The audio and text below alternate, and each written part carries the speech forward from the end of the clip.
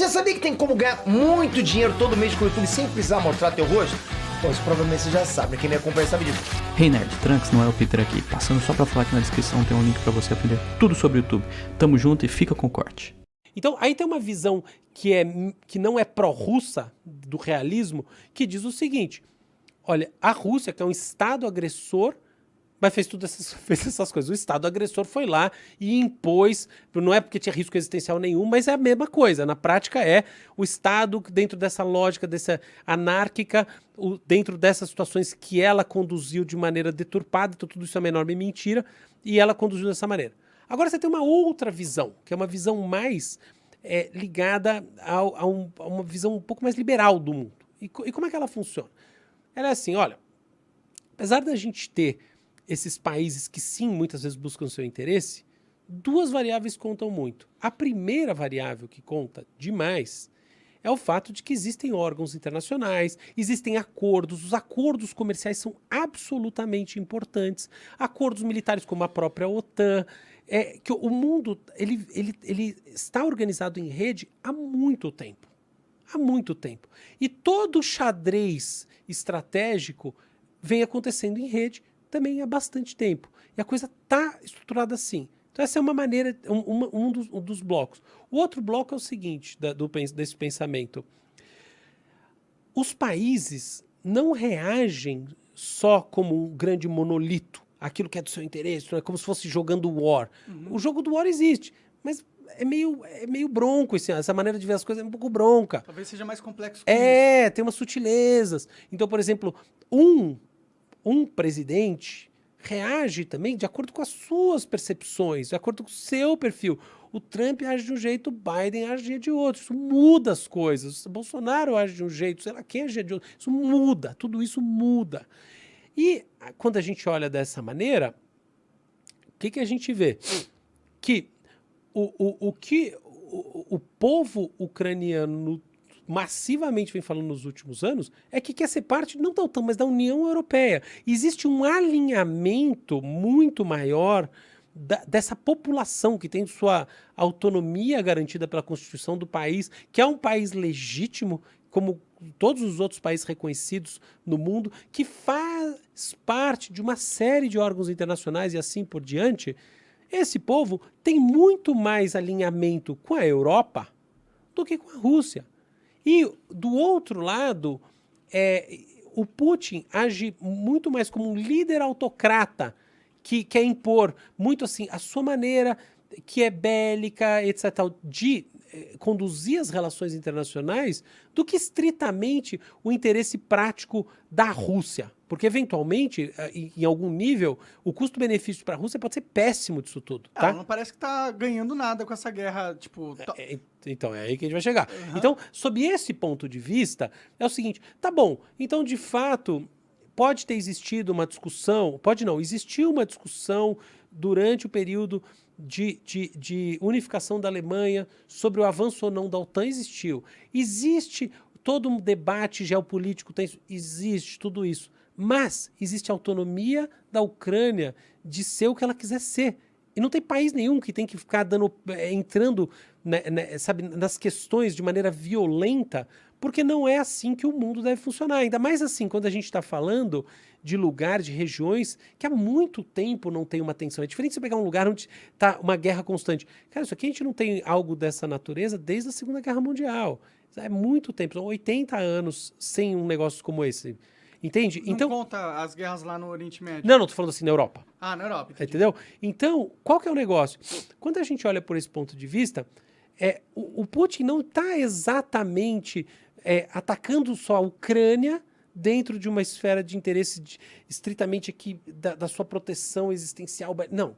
O Putin está atacando... O Putin está como um autocrata bélico atacando a ordem mundial, que está, por sua vez, respondendo de uma maneira que surpreendeu ele com coesão. De fato, tem uma mega coesão, da OTAN, boa parte do mundo, todas as empresas saindo da Rússia.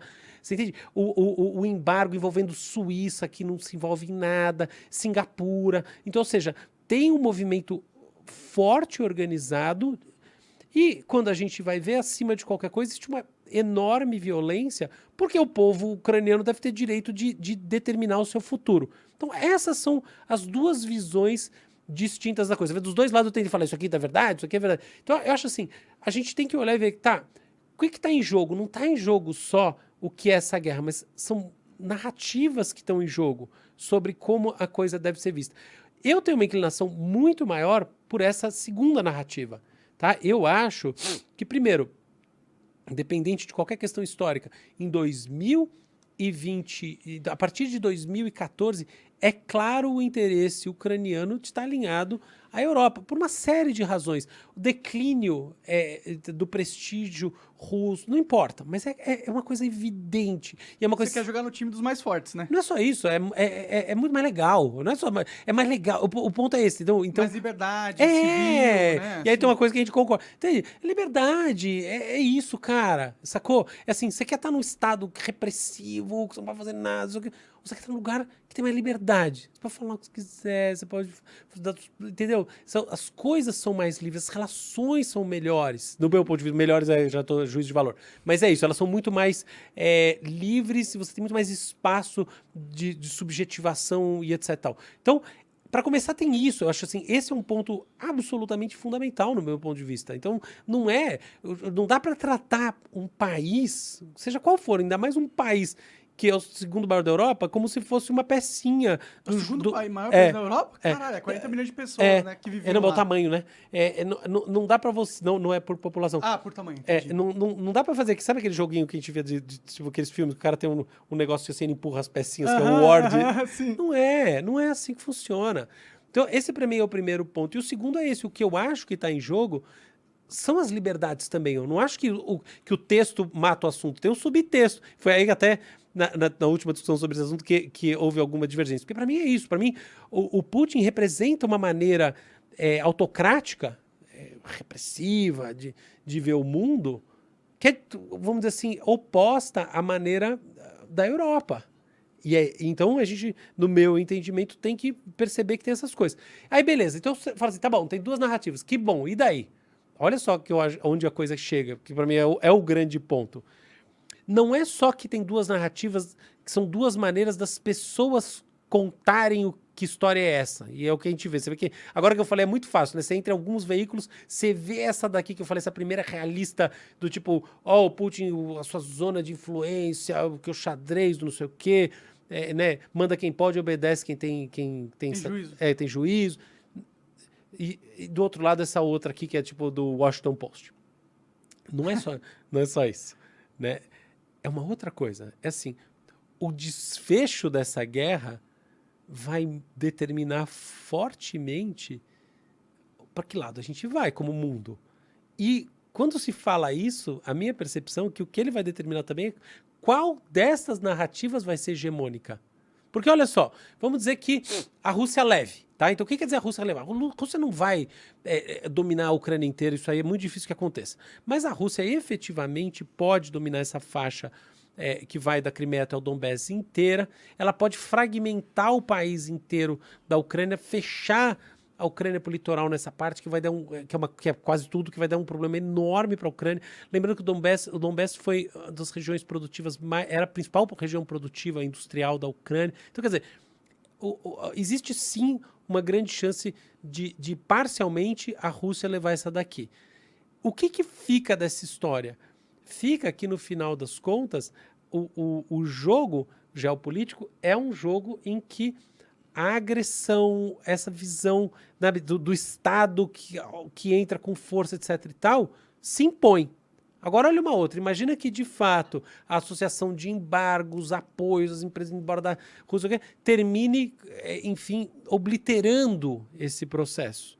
Como seria essa visão? Por exemplo, seria se o Putin sofresse um golpe. Entendi. Entendeu? Esse é um dos caminhos. Entendi. Outro caminho, que é muito difícil de acontecer agora, tá?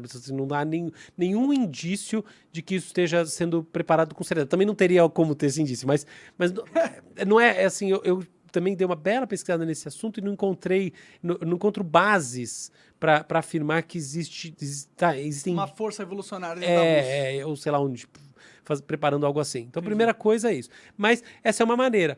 A outra é realmente o exército russo voltar para trás, ou a coisa terminar num acordo que permite à Ucrânia a manutenção dos seus Territórios. dos seus territórios, dos seus direitos decisórios, tá? Tudo isso. Então, tem mil caminhos aqui, e tem toda uma zona cinzenta onde não fica tão claro o quanto cada um ganhou de verdade, tá? A Rússia sempre vai ter perdido numa esfera, porque assim, ela tentou uma ação agressiva em sentido ao norte, em sentido a Kiev, e pelo menos nessa etapa, se é que vai ter uma próxima etapa disso, ela não conseguiu, voltou para trás. Elas queriam dominar Kiev e não É, conseguiram. não foram conseguiu, ponto rechaçados. final, exatamente. Apanhou, isso aí, ponto final. Agora eles estão se concentrando em garantir essa borda ali da Ucrânia para isolar eles. no Aí a mar. gente não sabe se é isso, eles vão ficar com essa borda. A gente não sabe se eles vão conseguir essa borda. A gente não sabe se, conseguindo essa borda, eles vão tentar avançar de novo e dominar o país inteiro. A gente não sabe nada, Faz entendeu? sentido. É. Eu acho que, olhando pro que o Putin quer, eu acho que ele quer dominar o país todo, né?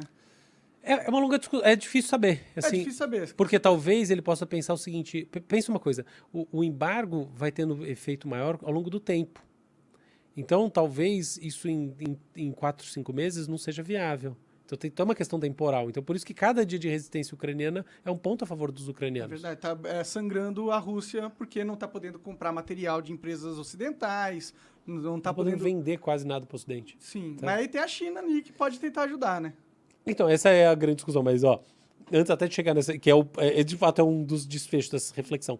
Mas então, enfim, eu acho que tem uma coisa aqui que não é só assim, tem um pessoal que conta de um jeito, o pessoal que conta de outro, o pessoal que tem uma orientação ideológica, o pessoal que tem outra orientação ideológica. Eu acho que é muito assim, essa guerra em si, ela realmente vai mostrar um pouco, vai determinar um pouco dos caminhos que o mundo vai seguir.